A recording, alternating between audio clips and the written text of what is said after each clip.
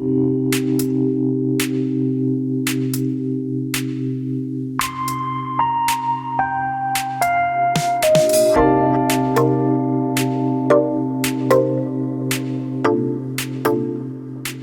once in a while, I bring you some valuable insights, some valuable ideas to help you build your businesses even better. Today is going to be a great day because I have with me here a dear friend, a colleague, an ex-colleague.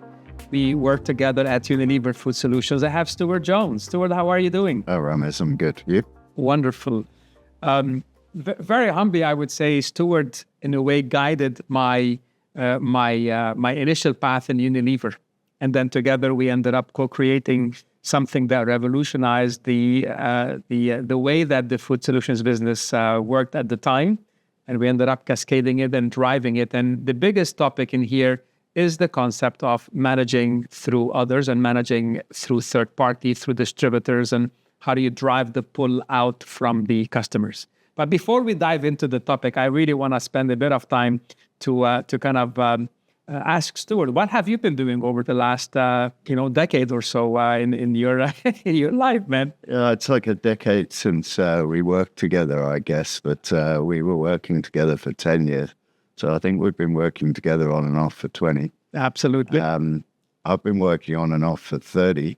From the bottom to the top in sales and marketing, starting in brand marketing, and then going through customer. And finding my sweet spot in the food service market, which is a bit of both sales and marketing. And for the last 20 years, actually, I've been specializing in developed market, underdeveloped markets, or rapidly developing markets like the Middle East and Africa. Mm-hmm. I've been based down in South Africa for the last 20 years. And yeah, I've been working in the food service sector for the vast majority of that. Still doing so. Loving it. Absolutely. Stewart was actually leading the food service division as the sales and marketing director for the AMET region, or the AMEP. The sales director for Middle East, South Africa, Middle East, across to Pakistan. Absolutely, yeah, absolutely. So he spent some time with us here in the Middle East. He actually was behind Unilever, or was behind me at the time, looking at alternative ways of route to market. And I remember you said something to me the other day, Ramez, I spent the last, 10, 15 or 20 plus years promising or fulfilling promises to shareholders. Can you tell us a little bit about that, Stewart? Look, I've done a lot of marketing in my life, but I'm a trained marketeer and a natural salesperson. And I love sales. And I've been, the last 20 years or so, I've been on leadership teams or boards as a sales director, effectively. And the buck stops with you. So if you have to deliver the growth that you promise. Right. If the shareholders and the business or the CEO want 2 or 3% growth, you can't just say you're going to give it to them. You've got to find out, or you've got to find a way to definitely give it to them. And I don't like making unfulfilled promises. Mm-hmm. So I've developed a set of techniques and processes to try and control that growth and make sure that I deliver the promise. Right. Yeah, I think here, the percentages are just maybe a symbol, because I know the percentages are not just 2 or 3%. They're usually in the double digits, high double digits, and being able to do that. And one thing I think you once told me, Ramez, I like surprises, but only for my birthday, but yeah. not on the sales results. And today, many business leaders, sales leaders, in a way, are leaving it up to chance. They're leaving it up to chance. Markets are growing. There's natural organic growth is happening, and they're pretty much, I would say here, dependent on the natural growth of the market. And today, as it's becoming more and more competitive, it's just definitely not sustainable. And here today to give you some of the insights in terms of, what can you do as a, as a leader in sales, whether you are managing a direct sales team, your direct team, or whether you're managing a team of a distributor. So managing through a third party, really some principles that you can apply to take your business to the next level, right? Yeah, that's for sure. Look, just to build on what you said, that when I first started working in my 20s in the UK and in Europe, growth, even of 2%, was so hard fought. Yeah. You had to fight for market share.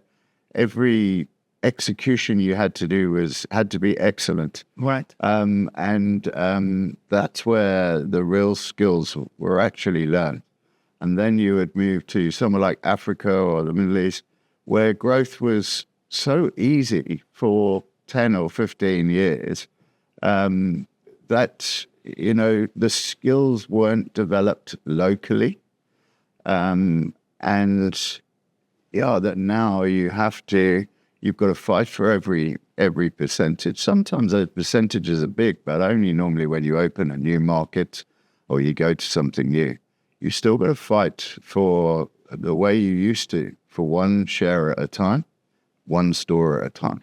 And I learned those skills back in the day as opposed to in these areas of great growth. Absolutely. I think this is some of the fundamentals that we brought together when we partnered in the Unity for Days, is coming from a direct sales, door-to-door experience, and then bringing He used to sell knives. That's how he started. Yes. To then being able to really to learn more about the concept of solution selling, of concept sales, especially within the food service industry. So I'd like us to dig into what makes selling to food service different than maybe selling to a retail, from a retail perspective. It's so much more complex. It's so much more exciting.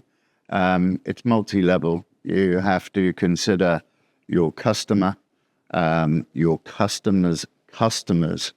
You're building your customer's business, not your business. Mm-hmm. And you have to provide solutions to your customers, the operators. You can't sell products. A product is just a means to an end for them. And at the end of the day, it's a tool to make money or save money whilst making money. Mm-hmm. At the end of the day, Money talks. Yeah, there's very little emotion in business, believe it or not. It's all about profit, ultimately. Mm-hmm. Now, where the emotion comes is the menus and the creativity of your operator. But ultimately, they need cost-effective, trustworthy ingredients that provide consistency, that get their customers coming back all the time. But you've got all these different people and considerations to consider every time. So it's that complexity that really appeals to me. And in terms of controlling those sales, you need to think of all of these elements as you do the process. Mm.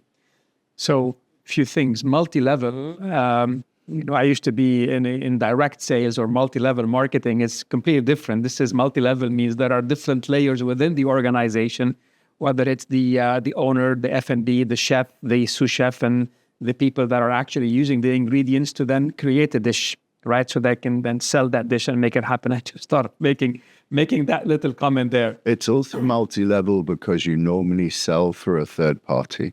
Mm-hmm. So in food service... So if I'm a principal organization, if I manufacture certain ingredients, I'm selling through a third party. Very rarely would I have a direct sales force. So that's another complexity. Yeah, the delivery economics of food service, which is a relatively small outlet compared to a big supermarket, needs small delivery drops. So delivery economics in food service doesn't make sense unless you've got a very big range. Mm. So most of the suppliers into the industry supply some sauces, some spices. So they work items as well. Yeah, maybe, but if it starts being center of plate, maybe they've got their own distribution. But in the main case, there is a distributor who has that big basket, and we're a relatively small part of his basket. That's a really good point. So Let's tackle this a little bit, because I think today this is one of the biggest challenges that a lot of the clients that I work with have, whether they are in food service or if they're working through distributor. How do you get this control or share of mind, and how do you ensure that that share of mind is properly channeled to deliver the results that are needed? So I know it's a loaded question, but just break it down one step at a time. Yeah, look, there's numerous issues here. The main thing is to focus on the right product at the right customer channel, and provide a selling solution for that. But then you've got to target the sales force involved. That could be yours or it could be a third party. Got to give them a very specific target. Like what? What type of targets? Normally, specific sites. So sites. When I say sites, you might call restaurants, you might call them operators. I'm just using outlets. Yeah, outlet. I just use the word site, but each site is a new point of distribution for us. And the main way to grow in the food service sector, where you can't control the number of consumers coming into the restaurant, that's out of our control. So we can't control rate of sale. We can only control distribution. So the target that we will give a salesperson is new distribution, okay, for a new SKU. So the fastest growing SKU in a customer's portfolio would be the first target product line into a new distributor. So, a new distribution site. Yeah. So when you get a new distribution site, that rate of sale, say it was a tomato sauce, for example, that rate of sale is going to be consistent across the channels. So the target is normally new distribution in a target channel with a target SKU, okay, a profitable SKU. Then you have a monitor so that you know what the guy is doing. So, their sales time is organized. They know where they're hunting. And we're monitoring what they're doing every week. And then you need to align reward to that for everybody. So again, we talk multi-level. There is the management of the distributor. There is the regional manager. There is the rep. Okay. All of those guys and the customer have to make profit from your product. So all those levels of incentive need to be there. So target, monitor, and rewards. It's a very, very insightful concepts here, and I'm just going to dig a little bit. So, of course, we all know the basics that whatever you reward, whatever you measure, improves, and whatever you reward also kind of follows along the same path. But from what I'm understanding from you there, Stewart, is today the job of a distributor sales rep or a job of a salesperson is to grow business. They don't control the rate of sale, but they can control the penetration or the coverage of within the market. Yeah. So their job is to really go out and hunt. Their job is to go out there and drive additional outlets. Add is the word. Very good. Add one new SKU to an existing customer, add to an existing outlet site, or add one new site. It's all about growing that distribution across the outlet, particularly in markets such as this, where you're based there in the Middle East. There are so many thousands of independents, 110,000 in Saudi alone, I think, independent restaurants and hotels. If you want to sell a staple product like a chicken or a coffee creamer, you've got to get to all those outlets, and that's the challenge again.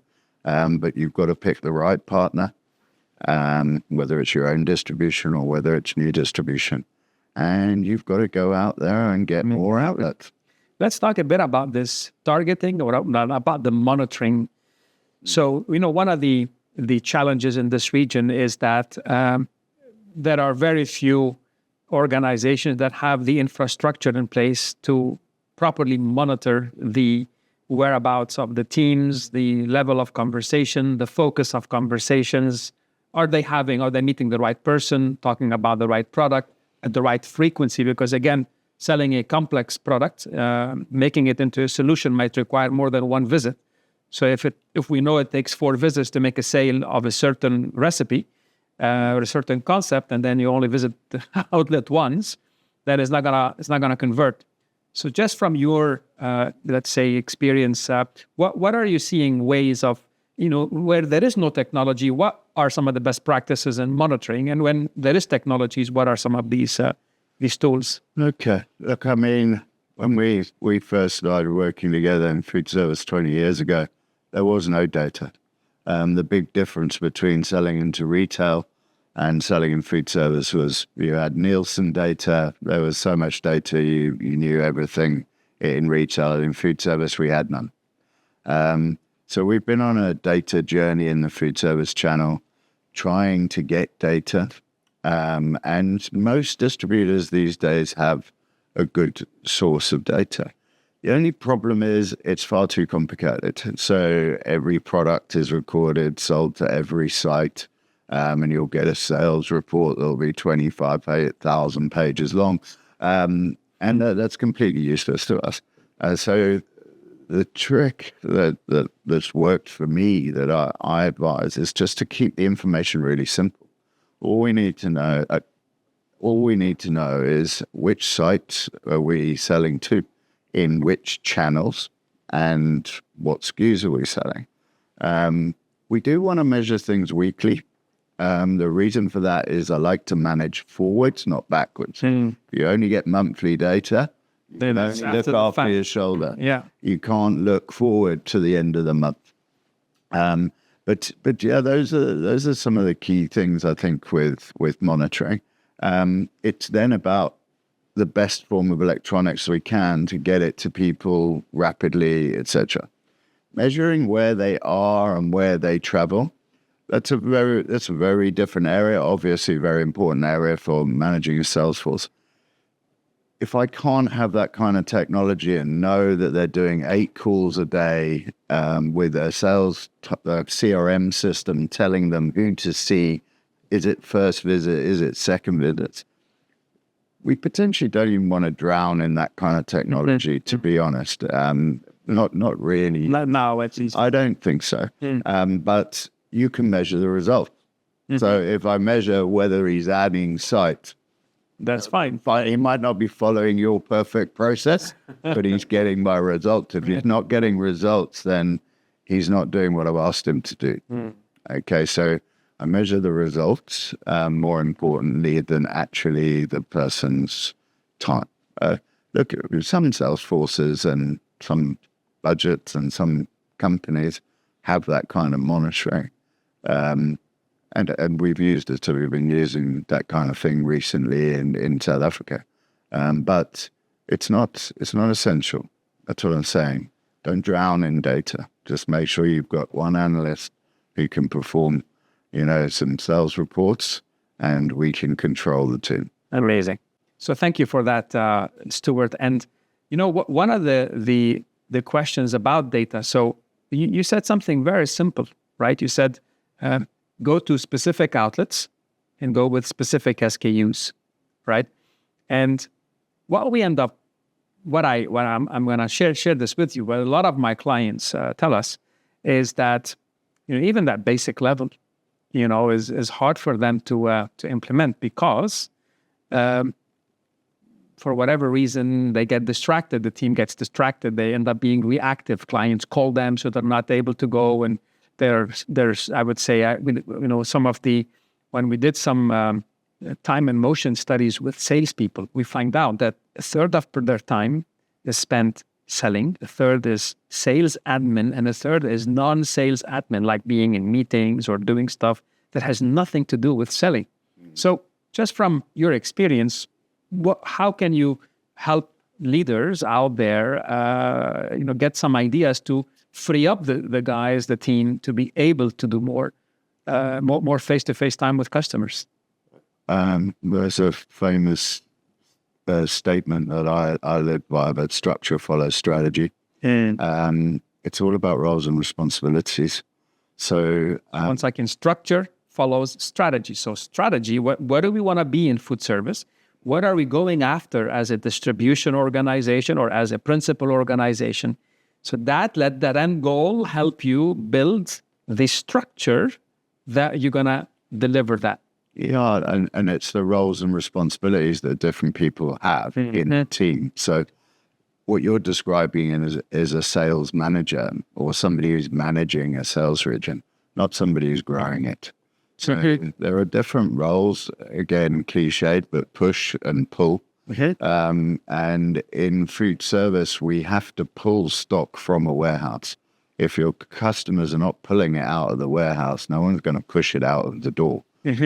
So we often have a different role for managing the distributor or managing the accounts that phone you with problems, deliveries, customer service, as opposed to the prospecting person who is adding a new SKU to a new outlet, so that they have clarity of mind and clarity of time. Well, that might be 8 new prospect calls a day and no one calling him about problems because he's not the area. He's not the sales management person. He's the hunter-gatherer. Got it.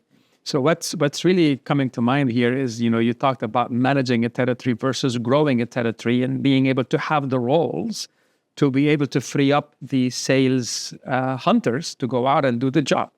I was once talking with an MD of a direct sales force, and his team was actually probably was doing less than 20% selling time. And just to kind of simplify, he had about 10 people on his team, and on average, let's say he's paying them 10,000 dirhams on a monthly basis. So 10 times 10 is 100,000 times 12 is 1.2 million. So I told them, imagine you're paying 1.2 million in salaries, but you're only getting 20% of that salary rate to deliver on your sales growth goals. Yeah, look, you've got to look at it that the salary of the growth team must be paid by the growth. Here you go. The salary of the management team must be around the continuous business, but and you need to be careful of those margins and returns. Look, sales force structure is quite complicated because a distributor, the way that they're probably operating, they're probably not prospecting for as much as they need to. And sometimes a client or a provider and an ingredient supplier may have their own pull team who's out there actually developing business. Yeah. The distributors are all different, but most of those guys are often focused on servicing an account and a customer base. And they're there just to take orders, right? They're order replenishers of orders. Now, unfortunately, in terms of who we want to partner with, that's not really going to grow our brand through that partner. You need to understand who is going to grow the distribution. So I love this conversation where today, whether you are running you manufacture certain products, ingredients, and you sell in retail today, many people know that growth is happening in food service and they're deciding to let's just go food service. And in them, it feels like it's like a press of a button. Let's just find a distributor and let's just give them the products. And then the products are sold into distributor. So it's being pushed in, but then it gets stuck. It's not being pushed out. And that's what you're describing here is you got to realize, part of us, what we call kind of selecting our distributors, looking at criteria that actually, what criteria who must we partner with in order for us to achieve our goal, achieve our vision, achieve what we want to do. And that goes through identifying the multiple, the infrastructure, the capability of the distributor, their current reach, their current customers. Is it a match with our range of products?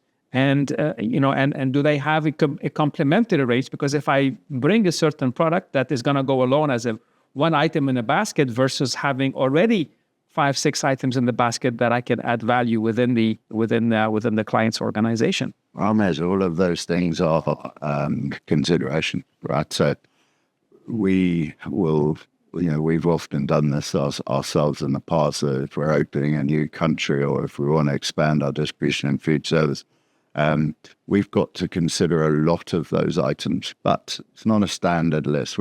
Depending on the client, you've got to customize a list of what you want. One of the things you missed out there was financial stability. Of course. That's a given. Yeah, well, not everyone always pays their bills. Right. At the end of the day, a distributor is actually running the bank for the clients. Okay, so they are a very important role financially between us and our customers. So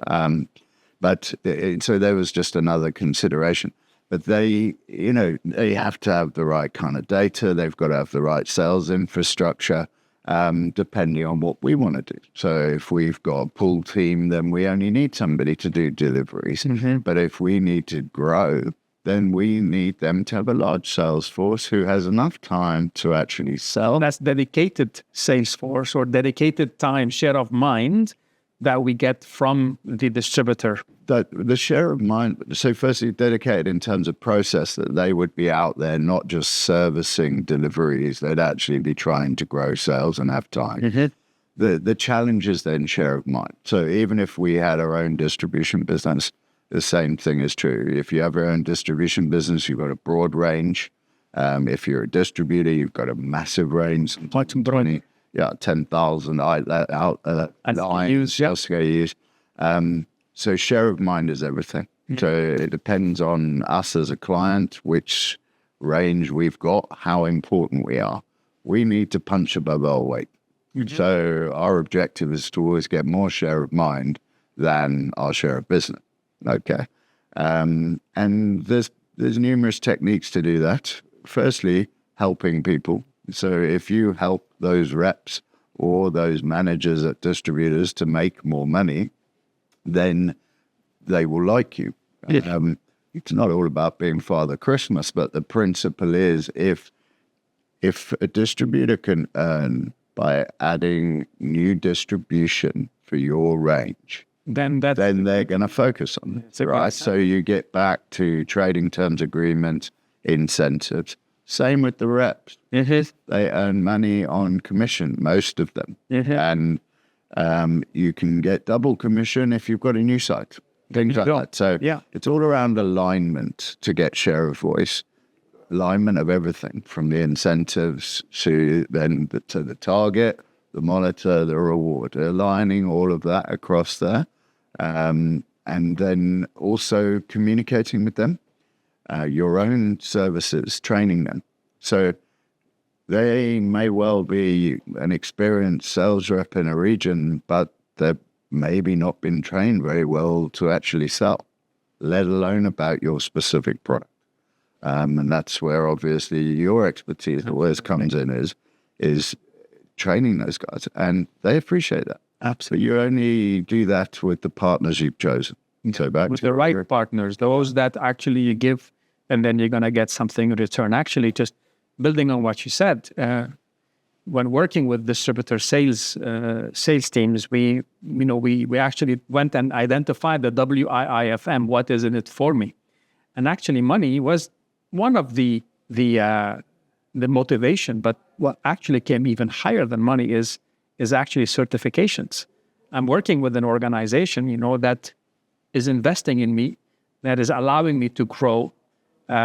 Today I'm with this company. I'd like to stay with them, but I don't see myself, I want to learn, I want to grow, so people start, they start a sales job. I started selling knives 35 years ago. I never thought I'd build a career.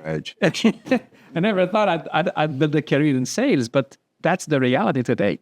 I teach at the executive MBA level, at master's level, MBA level, and the number one job that all these MBAs will get, whether they are EMBA or whether they are MBAs or Masters of International Business, it's a business development role. If you're an EMBA, you're getting a director or a VP role. If you're an MBA, you're getting a manager or director role. And if you're a master's student, you're graduating recently, your first job is a BDR, a DSR. You're going out there making things happen. So again, it's just these basic fundamentals that, as you said, it's understanding the WIIFM, and just learning is definitely something that people can benefit from. Building on what I've just mentioned, learning is a motivation, right? Not all people will have that yet. There is enough of them. But going back to the concept of selecting your distributors, and tell me a little bit about how do you prioritize who you work with and how you build the relationship. Not all, we know that not all customers are the same and are as important. All are important, but some are more important than others. Same thing with your distributors, right? Yeah, 100%. Although I think we should probably talk about targeting outlets just now. But targeting the distributors, basically their logistics or their capabilities and their reach. How are their capabilities, the delivery logistics, national coverage, things like that, and their actual reach. How many customers could they get to? What portfolio do they have? So I mentioned about their financial status. The kind of portfolio that they have to sell is quite important. They need to have economic deliveries. Otherwise, their business won't be stable, et cetera, et cetera. So they need center plate items. They need a good portfolio.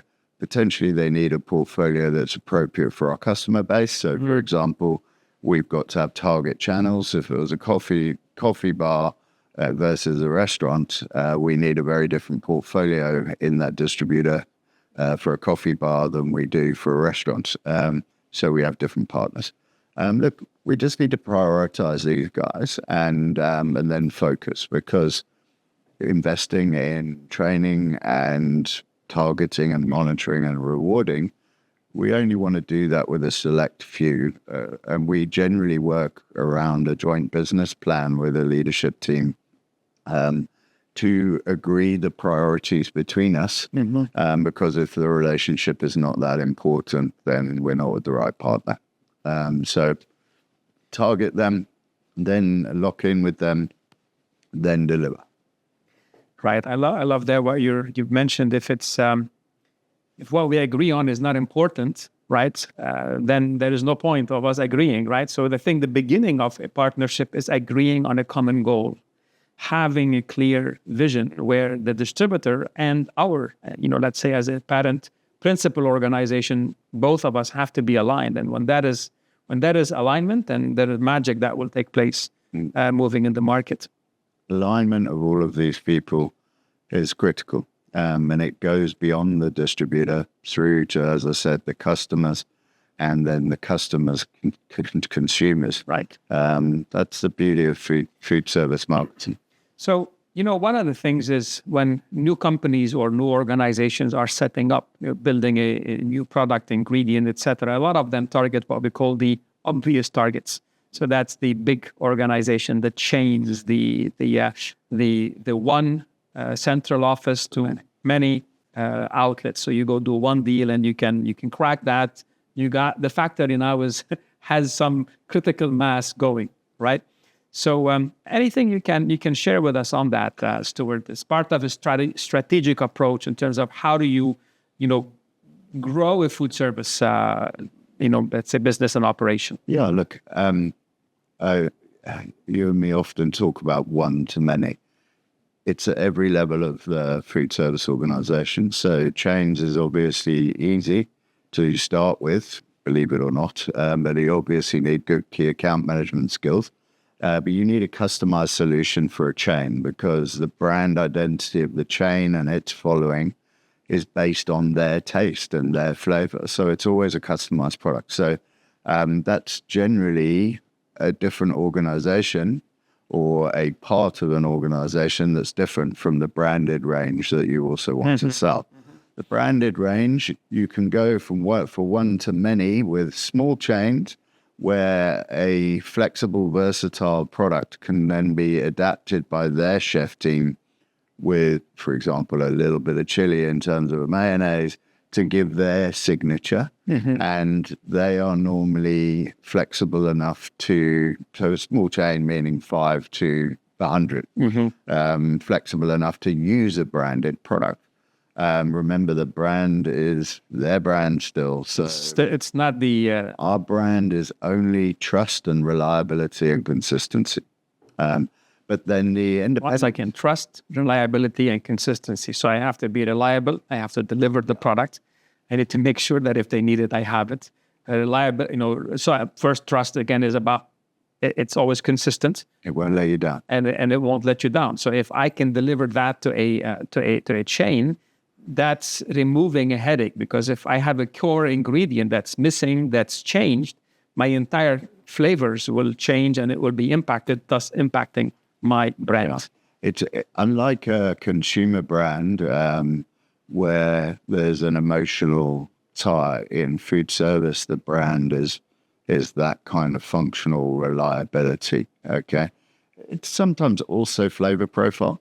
So a very popular consumer brand is one that consumers like. Like Heinz, for example. For example. So, then they... Heinz ketchup. Heinz ketchup or Heinz mayonnaise. And then there is some brand value there that it's a number one brand or the number one brand in a market. And so that if you're a small chain, you want that base flavor because the consumers like it, and then you just tailor it. Yeah. So, brands are a bit different in food service. I think that's the main point. Okay, so today I'll target chains. So that's one key distinction. And then eventually, once I cover those, let's say 80-20. So I have, theoretically, right? We have the right chains, then and only then I will possibly direct the efforts to go mass coverage, because now I'm going after the 80%, the 80% that represents the 20% or something like that. Look, those chains are valuable but difficult. They're complex. You've got to have different recipes for everything. Your branded range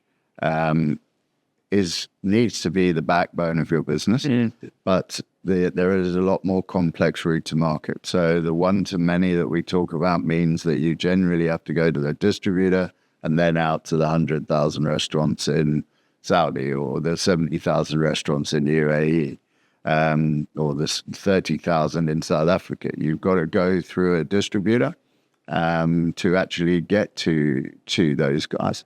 A lot of businesses have been doing that for a long time, though. A lot of branded businesses don't customize.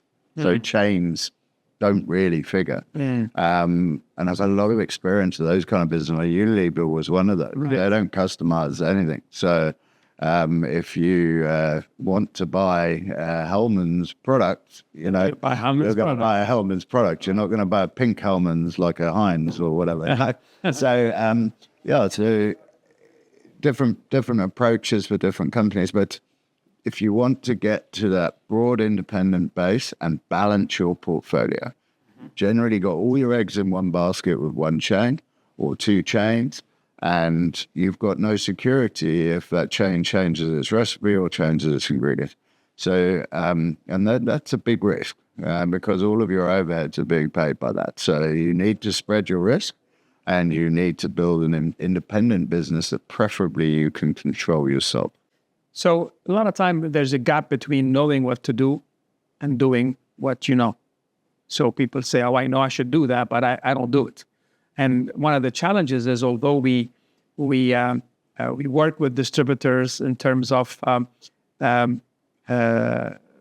or clients in terms of we know they eventually understand the concept of how they should transform, yet it's not as easily done than as it is as easily said. So maybe we can share some of the experiences that we've had in terms of working or co-creating stuff.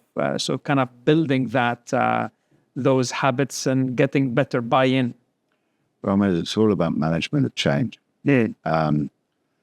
Ultimately, if you're going to try and change the way an organization behaves, you've got to transform from one way of doing things to a new way of doing things. you've got to take them through that as a journey. You've got no one will change if you just say one day, okay, this is the way we want you to work. Just stop the way you've been working for 20 years and start the way that Ramez says. It kind of doesn't work like that. And what I've enjoyed in the last few years in particular is going into an organization and working with the management teams so that we can co-create the models. So using the frameworks that we both understand well of an outlet targeting model of where we want to hunt, or a distributor targeting model of how we want to partner, or even a sales approach of what we want to sell to. The JPP. The JPP. Yeah. You need to go into the organization and get the buy-in from the management teams. When I say buy-in, everything's got to be co-created. There isn't a textbook answer to a distributor targeting model.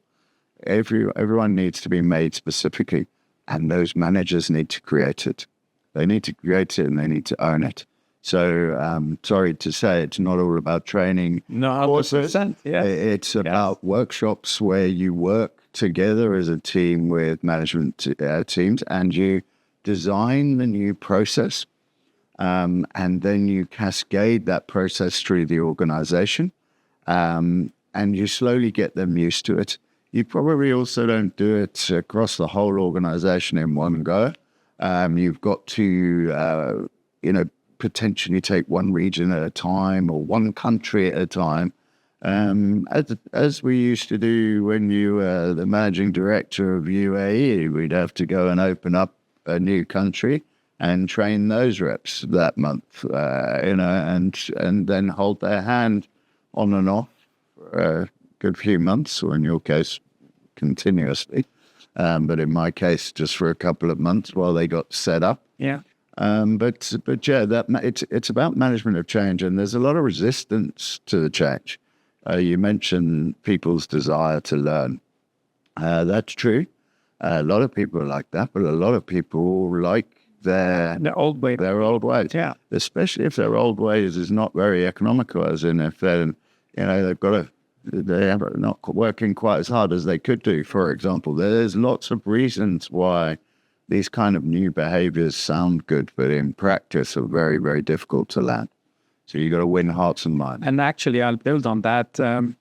In organizations where we've had buy-in from the management team, the leadership team, to actually take the time to build it from the ground up, the change happened and it stuck. And in organizations where the leadership team says, "Oh, you go do this with the team," we look back and say, "Well, our experience says this is not going to work."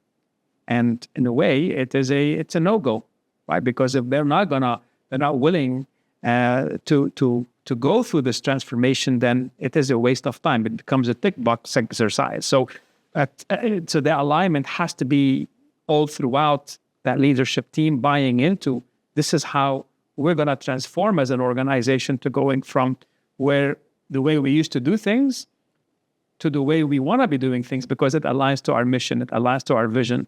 And missions and visions that are still, utilizing old technologies are going to be quickly outdated. Okay, this conversation could have happened at a couple of different scales. I mean, obviously, when we are transforming an entire organization, there's a great book by Collins called Good to Great, and you need to have the right people on the bus. Right. There are people that want to grow as individuals, and they want to build skills, and they want to bring themselves into potentially a more modern, structured selling approach or whatever. And there are people who don't want to be in that kind of organization, unfortunately. And so in which case, if we're going to be moving to a new mold, we need people who are going to get on the bus. Okay, so I think that's an important thing. Obviously, if we're not operating at that structural scale, then fine. But I think if we're not, the other thing that's important is don't try and teach them something that they're not going to make more money from, or they're not going to be enriched. So if they're not going to be enriched by learning, and they are just enriched in their job and getting rewarded, then best you make sure with that 360 alignment again, that they, by following what you've asked them to do, you're going to earn more money. Because then greed will drive the process, unfortunately, which with a sales team is often... So at the end, people are, if it's going to make an impact, or if it's going to affect them, they're more likely to do something, about it. They need to see results. Absolutely. Right? And I often think that actually just helping them do it the first time, it's little things like that. One thing I've always prided myself on, and yourself as well, is you're very capable of leveling yourself and having empathy with people at all levels. And that's important here. Talking as an external person, particularly one like me with an English accent, or slightly English, slightly Afrikaans accent now, and coming out and saying, this is what you must do. You can't do that. You've got to empathize with people and understand that their livelihood's here, and they've been doing something and they're scared, and you're changing. So you've got to relate to people at all levels to make something like this change. I've always loved that. And that's what I love about you is you do relate with people and you do take them with you. And I think it's we speak about it being a journey, this transformation. We're taking this organization on a journey with us. The leaders need to let their teams know it's not an overnight, let's say, success. It's a journey of transformation, and it's a never ending.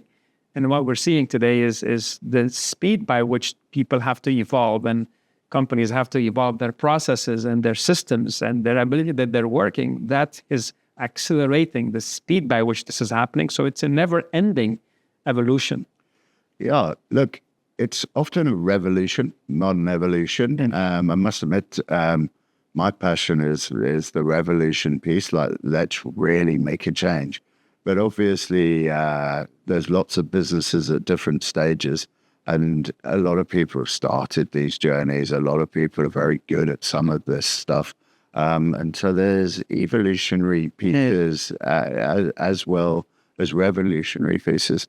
I must admit, I really enjoy big change. I really enjoy big growth and those kind of challenges. But they don't come across all of the time. Not every company needs to revolutionize their sales approach. They need to just evolve it and fine-tune it in one particular area. Maybe just the targeting, maybe just the data, maybe just the evolution.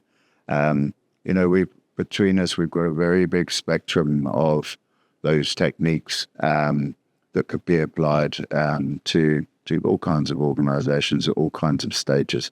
And I think we're just got to be sensitive to that, Absolutely. In the age of AI, artificial intelligence, will we need salespeople in the future?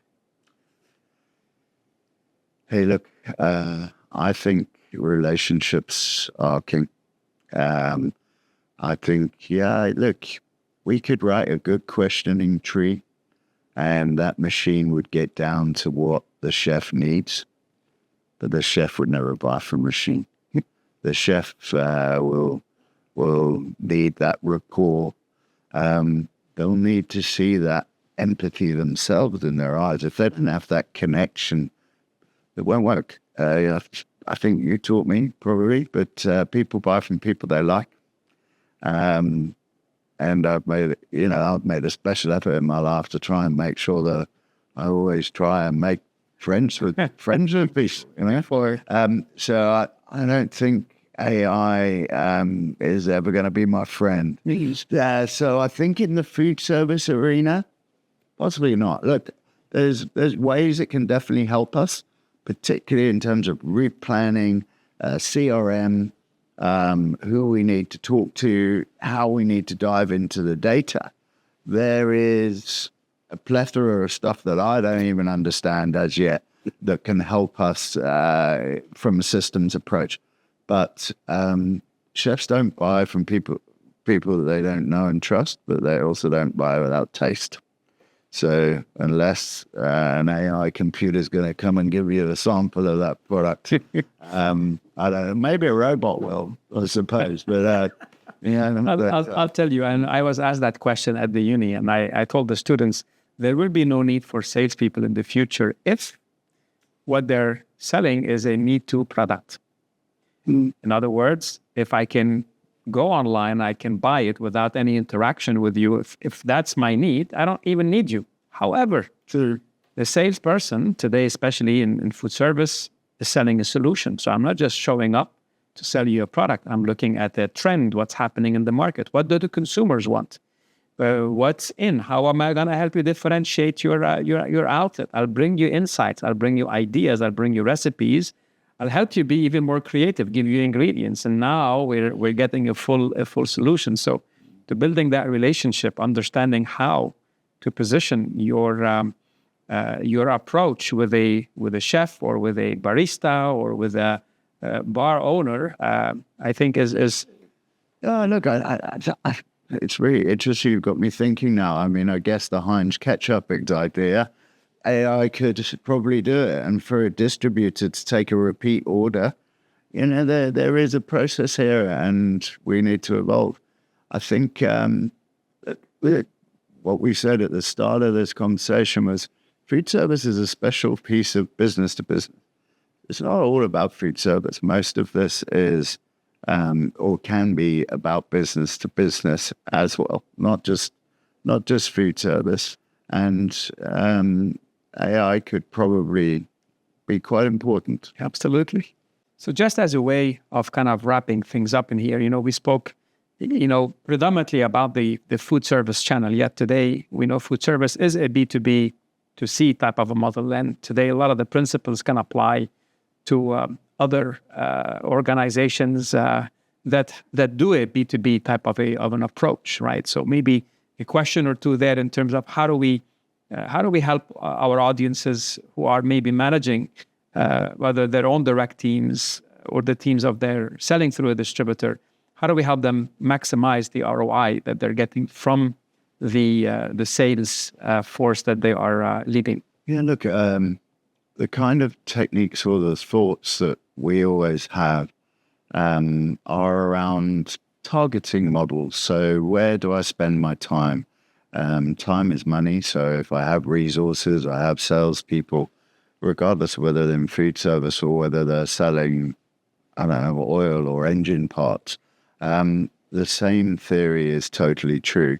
You need to spend your time profitably. So you need to allocate a certain amount of time to maintaining relationships, for example, certain amount of time for prospecting for new business. So people's time needs to be allocated cost effectively. And the simplest process of doing that is a prioritization model, customized for each business that says, who are my top prospects and what are my top products? Literally, you just need to match those two, and hence we get back to target, monitor, and reward. But it's that time allocation of where am I calling.